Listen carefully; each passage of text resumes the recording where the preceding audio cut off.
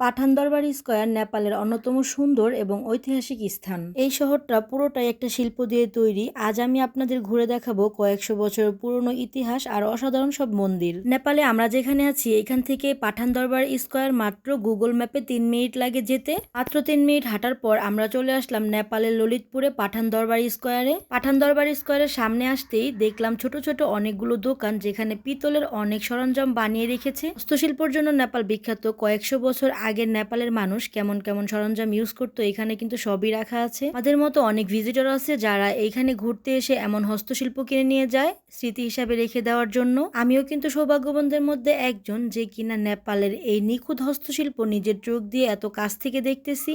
এখানকার বাইরের দৃশ্য তো দেখানো হলো, চলুন দেখা যাক দরবার স্কয়ারের ভিতরের একটা দৃশ্য। এটা কিন্তু রাজকীয় গোসলখানা। এটা হচ্ছে দরবার স্কয়ারের রাজকীয় গোসলখানা। এটা হচ্ছে দরবার স্কয়ারের ভিতরে ঢোকার গেট। আমরা কিন্তু ভিতরে ঢুকবো, আর আমাদের মতো অনেক টুরিস্ট কিন্তু এখানে ভিড় জমিয়ে আছে। আমরা কিন্তু চাইলে কয়েকশো বছর আগে ফিরে যেতে পারবো না, তবে এইখানে আসলে আপনি কয়েকশো বছর আগে ফিরে না যেতে পারলেও এইখানের কয়েকশো বছর আগের মন্দির দেখতে পাবেন। আর এইখানে আসলে আপনার মাথায় চলে আসবে তাদের রুচি এবং চিন্তা ভাবনা কতটা সুন্দর ছিল কয়েকশো বছর আগে। এই যে মন্দিরটা দেখতে পাচ্ছেন, এটা একটা কৃষ্ণ মন্দির। এটি সম্পূর্ণ পাথর দিয়ে তৈরি। এর বিশেষত্ব হলো এর গায়ে মহাভারত ও রামায়ণের কাহিনী খোদাই করা আছে। এখানের প্রতিটা মন্দিরই খুবই নিখুঁতভাবে তৈরি করা হয়েছে। এখানে আসলে সুন্দর সুন্দর মন্দিরই আপনার চোখে পড়বে না, এছাড়াও কিন্তু অসাধারণ অনেক সুন্দর দৃশ্য আপনার চোখে পড়বে। এখানে বেশ কয়েক জায়গায় কিন্তু এমন কবুতরের ঝাঁক দেখা যায়। আমাদের মতো পর্যটকদের কিন্তু এই কবুতরকে খাবার খাওয়ানোর দৃশ্য অ্যাভেলেবেল দেখা যায়। অনেকে কিন্তু কবুতরের ঝাঁকের সাথে ছবি তুলতেছিল, আর আমিও কিন্তু এখান থেকে বাদ যায়নি।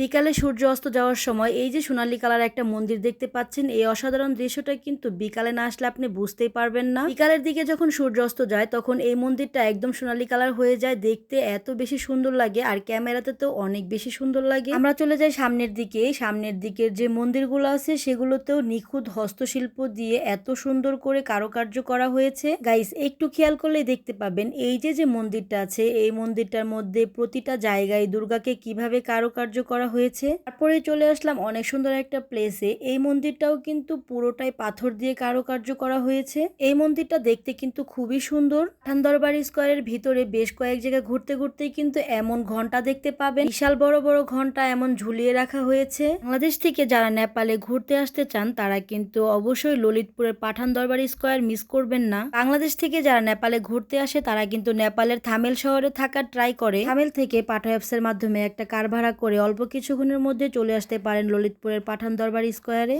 পাঠান দরবার স্কয়ারের আশেপাশে কেমন কেমন দোকান আছে, পর্যটকদের জন্য কি কি পাওয়া যায়, আর প্রাইস কেমন, সবই থাকবে পরবর্তী ভিডিওতে। সবাই ভালো থাকবেন, দেখা হয়ে যাবে নতুন কোনো ভিডিওতে। Thanks for watching my video.